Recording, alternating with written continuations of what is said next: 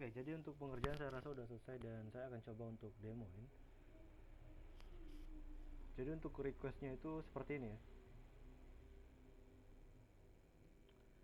Oke, yang pertama itu tampilan login, judul kita akan menampilkan judulnya itu e-arsip inspektorat 2 ya.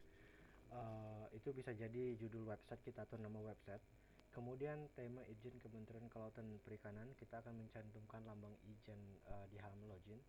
Itu berarti logo logo webnya nanti. Kemudian ada dua mitra ya, ada Direktorat Jenderal Pengawasan Sumber Daya Kelautan dan Perikanan, kemudian ada Direktorat Jenderal Perikanan Tangkap.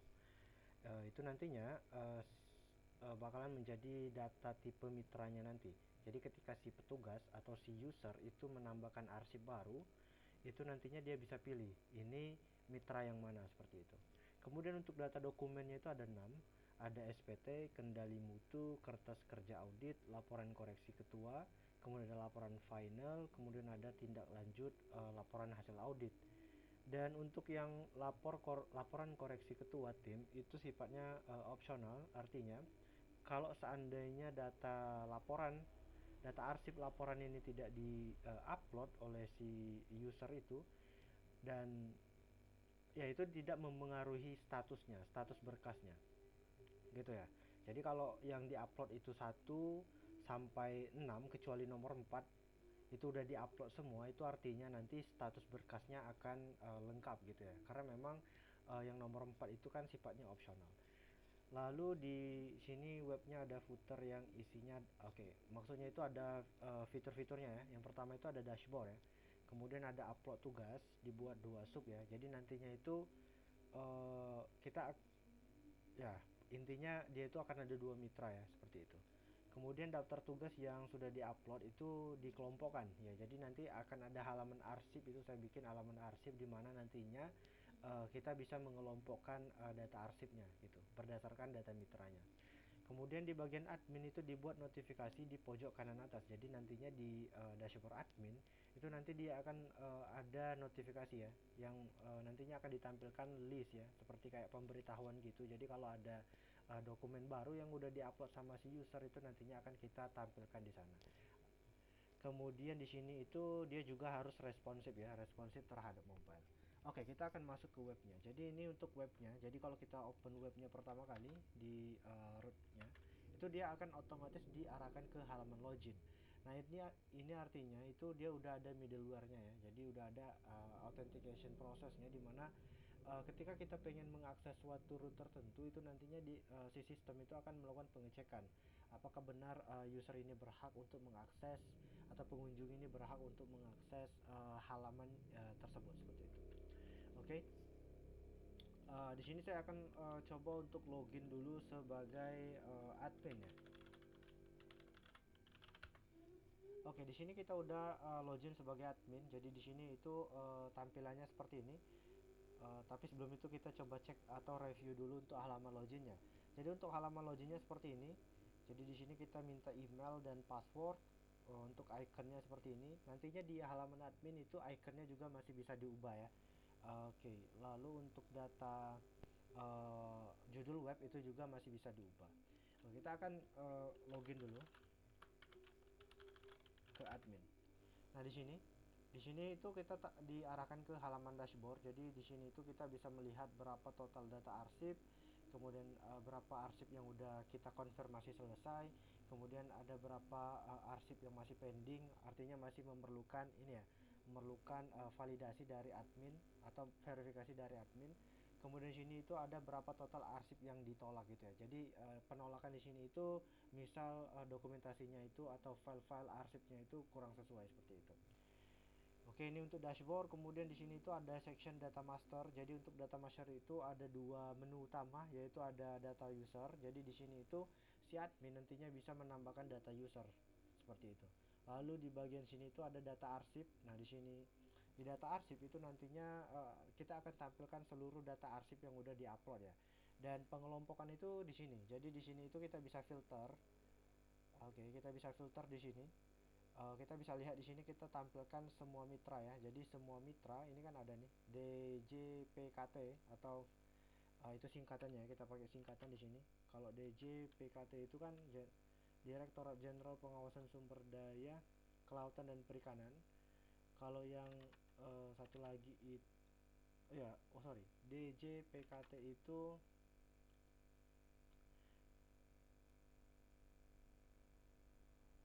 ya ini ya, Direktorat Jenderal Perikanan Tangkap. Kalau yang DJPSDKP itu yang eh, Direktorat Jenderal Pengawasan Sumber Daya Kelautan dan Perikanan, seperti itu. Jadi kita kelompokkan seperti itu. Jadi misal kita pengen ambil yang pengawasan ya. Nah ini Direktorat Jenderal Pengawasan Sumber Daya Kelautan dan Perikanan. Nah itu nantinya data yang dimunculkan hanya yang sesuai dengan data mitranya, seperti itu. Jadi di sini kita bisa filter ya, kita bisa kelompokkan.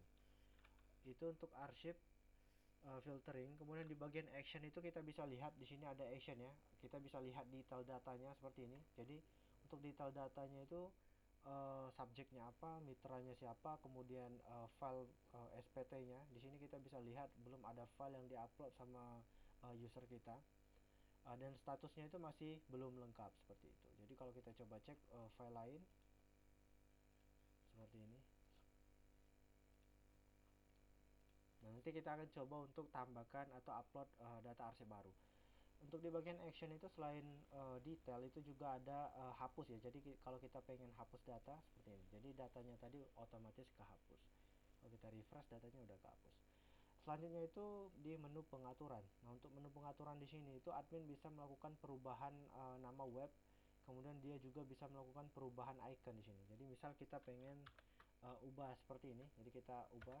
Nah ini kita bisa lihat judulnya udah berubah ya di sini, dan juga di bagian login itu juga judulnya udah berubah.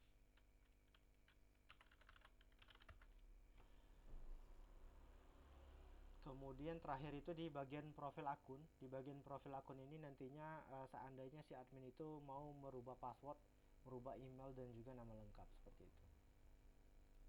Lalu kalau kita lihat di bagian pojok kanan atas itu ada dua ya, ada yang apa namanya itu section untuk profile, ada juga yang untuk section notifikasi. Nah saat ini untuk data notifikasinya masih belum ada ya. Nanti kita akan coba untuk tambahkan. Oke, sekarang kita akan coba masuk ke user ya.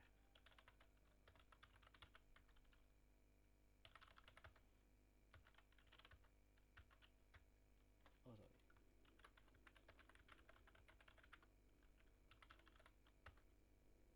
Oke, ini kita udah ada di dashboard petugas. Jadi untuk menunya kurang lebih sama. Ada dashboard, kemudian ada arsip, lalu ada profil akun. Untuk dashboard ini yang data yang kita tampilkan itu hanya data yang memang di-upload sama si petugas ini atau user ini. Jadi seandainya nanti kan ada multiple user, itu nantinya mereka akan hanya dapat melihat data yang mereka upload aja. Jadi data dari user lain itu tidak bakalan bisa dilihat sama si user ini seperti itu. Kemudian kita ke arsip ya. Di arsip itu juga udah ada filternya, jadi kita bisa filter data yang diupload, kemudian kita bisa tambahkan arsip baru. Misal saya pengen tambahkan arsip baru ya, misalnya itu tes aja mitranya yang ini, kemudian apa ya, saya akan tambahin filenya ini. Nanti untuk filenya itu dia bisa support gambar, PDF dan juga dokumen gitu ya. Untuk demo ini saya gunakan ini aja, apa namanya itu, gambar. Nah, ini untuk file SPT kendali mutu kerja kertas audit, kertas kerja audit, lalu ada laporan final dan juga tindak lanjut laporan hasil audit. Itu udah saya pilih ya filenya. Dan laporan koreksi ketua tim itu saya kosongkan. Karena ini kita mau coba tes untuk fitur opsionalnya. Jadi seharusnya kalau dengan data seperti ini itu data status filenya udah lengkap ya. Jadi karena memang laporan koreksi ketua tim itu tidak dihitung seperti itu. Jadi kalau kita coba simpan datanya, oke, kita bisa lihat ini data terbaru yang kita bikin, dan juga untuk status filenya itu sudah lengkap seperti itu. Nah di sini kalau kita coba klik di bagian icon pena ini, itu nantinya dia akan membuka detail arsip ya. Nah di detail arsip ini nanti kita bisa lihat ada previewnya. Jadi si arsip, dokumen arsip tadi itu bisa dilihat ya di sini. Kalau filenya itu file gambar, itu nantinya akan ditampilkan preview gambarnya di sini. Ini filenya file gambar, jadi data previewnya muncul di sini. Kemudian di sini ada button untuk mendownloadnya, jadi seandainya dia mau mendownload itu bisa didownload seperti itu. Oke, kalau kita coba masuk ke bagian admin lagi seperti ini, dan kita bisa lihat untuk data notifikasinya udah muncul di sini. Jadi kita bisa lihat di sini notifikasinya seperti ini. Tugas menambahkan arsip baru ke mitra DJPKT seperti itu ya. Kalau kita coba klik di sini, itu nanti akan muncul detailnya seperti ini. Dan datanya udah muncul juga di bagian arsip ini. Jadi kita bisa lihat, kita bisa tahu siapa yang mengupload ya. Di sini juga udah kita tampilkan emailnya dan statusnya sini lengkap juga. Oke, itu untuk arsip ya. Selanjutnya itu di bagian data user. Jadi kita tahu kita udah punya kita baru punya dua akun di sini. Ada yang admin dan ada satu user role user. Nah, kita bisa tambahkan baru, misal